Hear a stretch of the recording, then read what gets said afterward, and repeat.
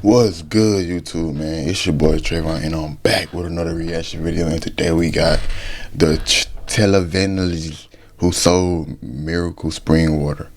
Hold up. The fuck is a televangelist? You know what I'm saying? I can't read. All in the spit. A religious minister, authentic Christian priest or minister who devotes the Lord prayer. Okay. So this nigga scamming? You supposed to be the good guy. If this nigga scamming, imagine who else be scamming. Your grandma be scamming. Your grandma. Are you ready for God to burn that cancer out? Whoa. Here it goes in the mighty. Devil, back off. This nigga said cancer. He got her hopes all the way up. Hope she can die. God forbid. Back off, devil! Hallelujah! That's Peter Popoff. Every day, thousands of people gathered to hear him speak of his spiritual powers and his ability to heal anyone and everyone who walked through those doors. But it wasn't just his healing power that caught the eyes of the audience, it was his seemingly psychic abilities. Imagine this. You walk into a room full of all types of folks. Young, old, able-bodied, disabled, sick, healthy, literally everyone. As Peter walks onto the stage, people scream with excitement. Some are even crying. Peter! While you bow your head to pray along with the eccentric and passionate Peter Popoff, he screams about how your belief could heal you. It could heal you of your burdens, your sickness, and your troubles. Suddenly, as you look up at the room around you, he calls out your name. Justin. Is there an Illuminati here? Illuminati at 123 Casper Way? Holy shit! That's my address! I've never been here before. How in the hell could he possibly know? And then you look over. It's paid actors, chat. I'm 2 steps ahead. It's paid actors. He paid the actors.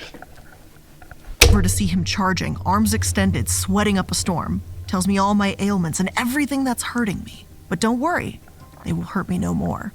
He is here to heal everything. Quickly, he plasters his palm on my forehead, spouts some gibberish, and just like that, boom, healed. Congratulations, I've just been granted a miracle. I know. Don't be too excited for me. The crowd also goes wild behind me, and Peter goes on his way to the next person to do the exact same thing. And this was his whole performance. Walk into the building, pick out individuals, and heal them with divine powers. Of course, it wasn't just And these dumbass motherfuckers thinking, I'm the chosen one. You the dumbest one. people lucky enough to be in the room with him that could have access to the miracles he could do with these divine powers. His sermons were blasted on TV and radio because if it's not televised, then did it really happen? Did it happen if it wasn't Now, of course, recorded? those divine powers don't come cheap. No, you have to pay for a blessing. But he can do so much more than heal people from a terminal illness. He can solve your debt issues too. That's right. Do you have some money problems? Just actually give him more money and God will make a divine transfer into your divine account. I can't take it Finesse. seriously, but that's legitimately a thing. God themselves will send you money. And that sounds 100% legit and definitely not a scam. But in the 1980s, Peter Popoff was all the rave. Soon, with the help of a notorious magician, his divine powers would come into question and everything would come crashing down. But don't worry, he makes a miraculous comeback, this time with the help of some magical spring water. Drink some of my spring water and your dick grow. I won't let you down. Yeah. I won't let you down. Hello everyone and welcome to Multi-Level Mondays. I'm the Illuminati and today we're going to be talking about Peter Illuminati? Popoff and his newest miracle scheme, Popoff's Miracle Spring Water. So hang on tight because this one's going to be a wild ride. In the 1980s, Peter was the king The fuck you mean Illuminati, chat? of TV evangelists. It seemed like you couldn't go anywhere or do anything without hearing or seeing the ecstatic miracle worker push his divine powers, or the money that it took for them to work. One of his most infamous endeavors was collecting money to defeat communism. And that's right, he claimed that a donation could help provide salvation to those on the communist side of the Iron Curtain. So for a short while, he used the funding he got from his TV segments to buy, and I am not joking, helium-filled balloons, which were sent wafting above the Iron Curtain laden with Bibles and religious tracts. Peter is, unsurprisingly, a staunch capitalist and relies on his prosperity preaching to convince anyone that by sending him money, they will miraculously be as rich as him too one day. As he says, that's what God wants. His plan seemed to be working wonderfully for a while. This nigga going to hell, chat. In 1986, his church was bringing in $4 million in donations, Damn. most of which went right back Who the fuck? into his pockets. That is, of course, until James Randi came out to play. James Randi was the worst nightmare of any person that claimed to have magical powers. After years as a magician, he dedicated his life to exposing those who took advantage of the public, aka healers who do not heal. If he decided to expose you, you can bet your ass you were in trouble. There was nothing that rubbed him the wrong way, quite like people scamming others, especially if those people were in desperate need of help. People who are stealing money from the public, Especially if them people saying they're a man of God or some shit like cheating that. them, and misinforming them, some shit in that's the that kind of lane. thing I've been fighting all my life. Eventually, he turned his attention to one particular man, Peter He let, what's the name, like, that little white dude with the gray hair? He let one of my teachers, Mr. Green, one of my old teachers. Popoff. So watch out, Peter, because shit's about to pop off. You get it? Did I do that right? Was that a good joke? I don't think I landed it, but we're gonna go with it anyway. It was 1986, and the exposure of Peter Popoff was broadcasted for the whole world to see on Johnny Carson's wildly popular show, The Tonight Show. Randy starts off by describing Peter's practices, naming random people, walking up to them, and healing them. Jessica, you from Atlanta, your titties. These are the things that made him famous, and for many people, what solidified the belief that Peter must have divine powers. How else could he have possibly known people's names? They paid actors. I said that. I'm 2 steps ahead. They paid actors. He paid the actors to act like they was the Holy Ghost and shit. Addresses and ailments. Well, with prayer cards. And that's right, it was Peter's best kept secret. Damn, I thought I was smart. Maybe I'm just a dumbass nigga. Before every service, aka a taping of his extraordinary powers, he asked his audience to fill out prayer cards. And wouldn't you know it, they included all the information he would spout out spontaneously Is it too late to pursue? every day. Isn't that convenient? But you may be thinking, there's no way he could read and memorize all of those before service. How was he just reading off all the cards? It's not like he could just whip them out and read them in the middle of service. That would ruin his whole act. Well, that's where his wife stepped in. Hidden in the background, his wife Elizabeth would have a handy earpiece connected to her magical husband, No, these motherfuckers finessing. W-wife, I meant. giving him all the useful information. James Randi discovered the shocking revelation when he and his team of investigators simply snuck in a radio scanner, since Randi was, shall I say, suspicious of Peter's That nigga Randy wanted Peter gone, Chad. powers. Hello, Petey. Can you hear me? If you can't, you're in trouble. And yep, that's his wife, calmly talking and giggling into his ear, about to give him all the secret information that he needs to know to keep up appearances. And she's right. If he couldn't hear her, he'd be in trouble. He'd know nothing. And just like that, the whole scam would be ruined. But little did they know, Randy was already chilling in the background devising a plan to ruin their lives all by himself. And oh boy, did he succeed. When the exposure episode aired, it was a massive success. Peter had been exposed, and his divine powers were finally revealed for what they actually were. Cheap parlor tricks Motherfuckers thought this fucking regular ass white man was fucking Jesus. designed to bring in desperate people, take their money, and leave them unhealed and still in debt. Soon, the tables would turn on dear old Petey Pooh. Shortly after the episode aired, his profits plummeted. He tried to fix the situation by saying he had only used the device half the time. But who wants to donate to a man that is only sometimes magical? Plus, that's kind of the worst excuse ever. Don't worry, guys, I only lie I would have said, that nigga lying. He's a hater from high school. about my abilities I bullied him in high school. sometimes. Please don't stop giving money to me. Now, not shockingly, this plan did not go over well for him. Then the news just kept getting worse and worse for Peter. It was soon discovered that the God will pay your debt preacher was also in debt, about $1.5 million to be exact. What happened to those divine accounts, Peter? What happened to that $4 million? Maybe you just didn't pray hard enough. Maybe you should fill out some of your own prayer cards. His lack of divine God-given money came back to bite him, and soon, only months after he had been exposed, he filed for bankruptcy. People tried to warn him. They said he was growing too fast. The audiences were too big. But no, he decided to just keep on going, praying contributions would come rolling in and preaching his way right into bankruptcy. Whoops. For more than a decade, the world was free of the scammer. Sorry. Wow, read that wrong. I meant minister. Minister. But as we all know, people who scam for a living have a way of rising from the ashes of their prior mistakes, and Peter was no different. In the late 90s and early 2000s, his bullshit ramblings would once again be plastered on cable TV for all to see.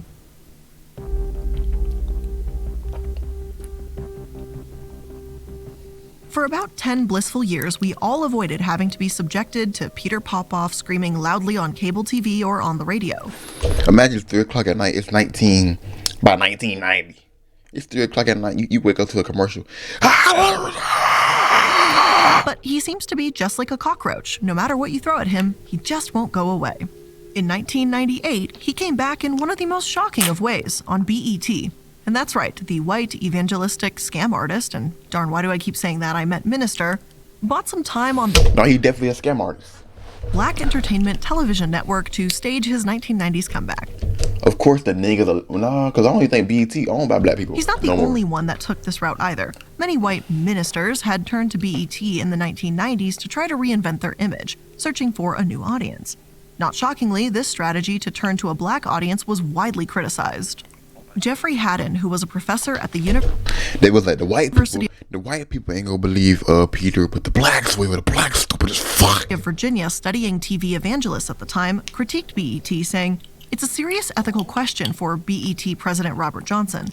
A network that pats itself on the back for saying it serves the black community ought to stop selling time to people who take advantage of them."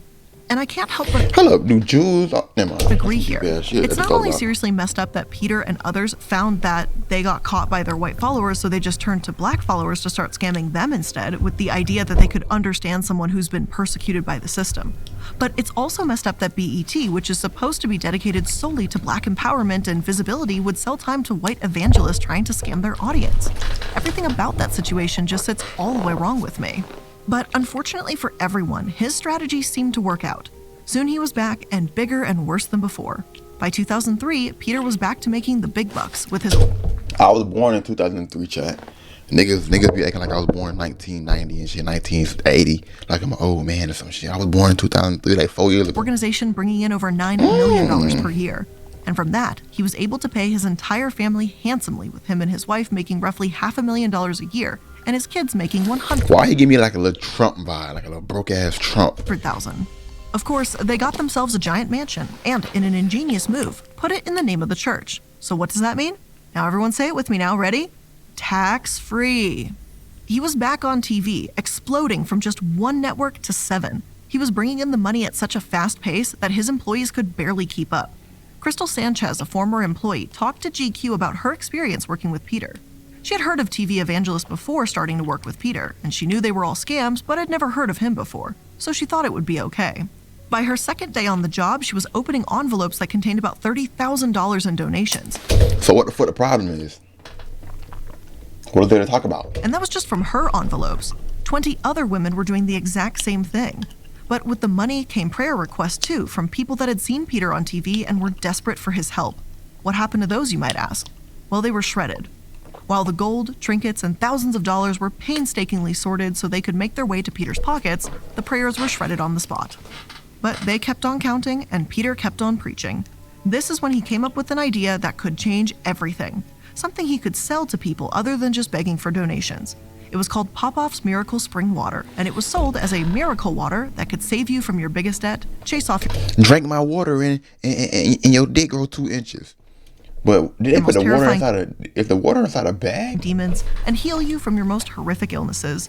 This was his legacy and gold mine, and it would change everything. I wish I knew. This game, I wish I knew you You're not ought to be. Make a meal, I built you. When you go to Peter's website, you're going to find a few things. First, he opens by saying he's just so pleased that you came to the website, before saying that God has brought you here. As you keep scrolling down, it doesn't take long to get to the Miracle Spring Water. The Miracle Spring Water is a powerful biblical point of contact. Almost all of the miracles in both the Old and New Testaments happened when a point of contact was used. I believe the Miracle Spring Water will help you to use and release your faith as we agree together for the miracle you need. I don't even know what that's supposed to mean, if I'm going to be honest. Now, according to him, so many people have used this miracle water and had their lives changed, so why not you? Right there on the first page is the sign up to request water and send your prayer request. You know, the same ones that are being shredded by his employees. Nowhere does it say what the water is, what it does, or how it will actually help you. Just that he's prayed over it and it's going to apparently change your life. This is the product that he's been pushing to people for decades, starting right at the point of his miraculous comeback. But it's not just his website that pushes the products, it's those late-night infomercials too. Every week in the middle of the night, Peter would appear on the screen before anyone who may still be awake. I just told y'all niggas that, like, imagine at 3 o'clock. As the exhausted viewers watch the screen, they hear testimonies from a few satisfied customers, or donators, supporters, I don't really know what to call them. Some, after Participant. ordering the magical water, got new houses, new cars, and thousands of dollars. The life of their dreams was finally a reality. God can reverse every negative verdict in your life. All it takes is one small packet of Miracle Spring Water and everything you want will soon be yours.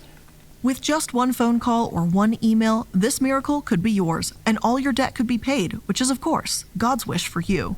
So, okay, you bite. What happens if you make that call? If you fill out that questionnaire? Well, thanks to our good friends at Truth in Advertising, I can actually tell you exactly what happens. Not surprisingly, the people at Truth in Advertising became immediately intrigued by the prospect of miracle water. I mean, a vial of water that somehow solves all your problems? That is very intriguing. If niggas falling for that, I'm finna make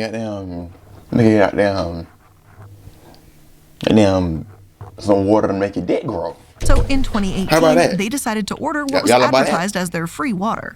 That, allegedly, according to Peter, came with no obligation.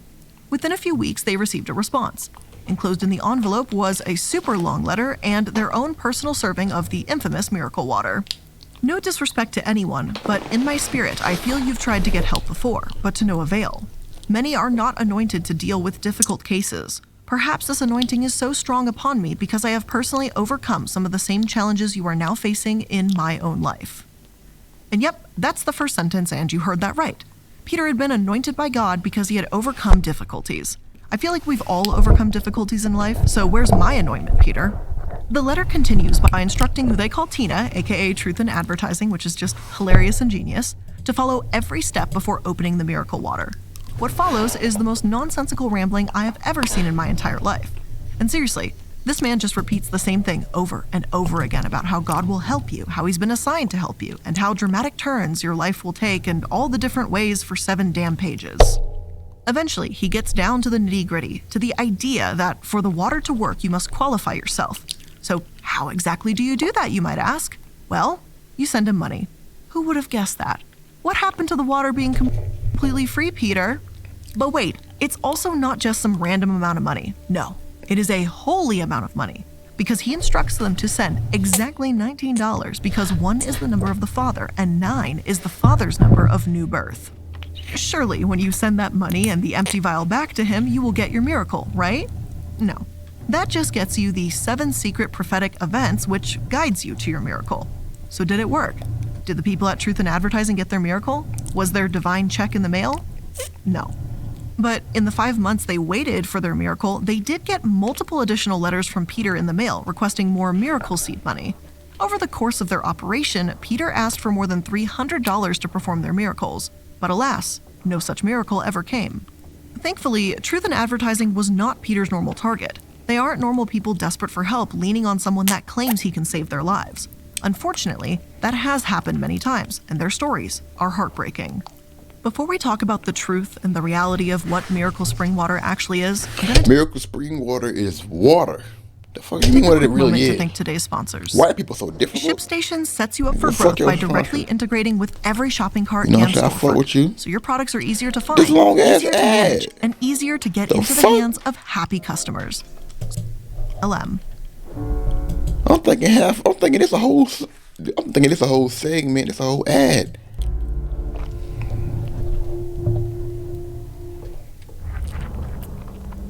This game, you're not ready for it. In 2001, Carol Bercier was desperate for a miracle. Her sons had been diagnosed with an illness, and she was praying for something that could come along and save her family. That's when Popoff appeared on her screen, and instantly, she was hooked. I saw him talking to me, straight to me, like he was just telling me exactly what I was going through. So, she called the number on the screen and waited anxiously for her Miracle Spring Water, which she had been told could save her family. When it did arrive, she got the same letter as Truth in Advertising. Only this one claimed that the blessed water was actually water from Chernobyl. And that's right, the site of the deadliest nuclear incident in history is apparently where he was sourcing his water from. Somehow and apparently. That is where Peter claimed the water was from, at least. According to him, this water had protected the people who drank from it after the Chernobyl disaster. But do not drink it. Do not drink the water. She was told in the letter that the water could help her prosper financially and protect the faithful. Then she was instructed to sleep with the water for a night, pray over the empty packet in the morning, and then send it back to Peter. Of course, she had to include some money, $17 to be exact. But wait. That nigga said send it back to Peter so Peter can keep using the same packages. Wait, there was more. Soon, Carol started receiving more letters, one after the other, that asked for more money in exchange for more miracle substances that would solve all her issues. Unfortunately, these miracles never came to fruition and her sons were never healed. After the ordeal, she now believes that Peter used her faith against her. Unfortunately, this is just one of many stories. Janet Morgana, He looked like Trump. His wife looked like Hillary who Clinton. was a single mother of 2 children, sent $20 to Peter in hopes of his debt cancellation claims that they would come true, obviously. After her first initial deposit, Peter then sent her a letter asking for an additional $1,001. It was that exact. Desperate for help, she sent him everything she could afford, which was $300. It was the money she needed for her bills and a recovery after a car accident. But she had faith. She had faith that he could save her. But once again, his promises fell flat, and Janet was left struggling even worse than was a before, pimp. all thanks to Peter. One man, Stephen Lyles, recounted a heartbreaking story of finding letters from his father, written to Peter after he passed away from stage 4 cancer. Peter had promised to heal him as long as he sent him money. He was claiming if you sent him enough money that he's got a miracle phone line to God and he can just pick up the phone line, talk to God, and Y'all he'll be cured believe in as long this as you send him crackhead? enough money.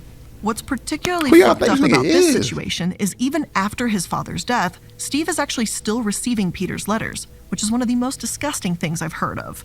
And this is the story, unfortunately, over and over again. Desperate people send their hard-earned money and strongly needed cash to Peter, praying for a miracle. Every time he asks for more, every time they wait for something to happen, and every time he fails to deliver. He scams the most desperate people in our society. The people with sick relatives, terminal illnesses, the people who are being crushed by crippling debt. Meanwhile, he sits back counting his money without a care in the world. People continue to try and expose him for who he actually is, which is a fraud. And even the damn water itself is a fraud. Remember the claim that the miracle water was from Chernobyl? Yeah, something about that sounds real fishy, doesn't it? How could he have a constant stream of this shipped in to send to people that he's scamming? Well, the short answer is he's not. The water is actually Poland Spring tap water. And that's right, it's normal water that was shipped from the company to their headquarters. That was it. But don't worry, Peter claims to send his own pre-blessed water to add to the Poland Spring sample to send to people. If I had to guess, I would say that's just normal, everyday tap water, but I'm just speculating. So not only are people paying thousands of dollars to get a miracle that never comes, but they're also paying thousands of dollars to get a water in a tiny vial that they could have bought at a grocery store. Seriously, this man absolutely disgusts me. But despite all of this, the man just keeps on growing. His prosperity message, one that's been used over and over again by TV evangelists, seems to work for only one person: him. According to Celebrity Net Worth, he's worth about $10 million at the moment. All of this has been earned by lying, stealing, and scamming the world's most faithful and most distressed people. As income inequality runs rampant, rent rises, and student debt skyrockets, he raises the prices of his miracle water. He's not here to help you, let me be clear. He's here to steal from you. Peter Popoff has been scamming people for almost 50 years, minus his little bankruptcy hiatus. While the water may be the newest iteration, it's the same bullshit just wrapped with a new bow. He takes advantage of anyone he can, without any consideration of the horrors people are facing in life and the damage he is causing just to make a buck.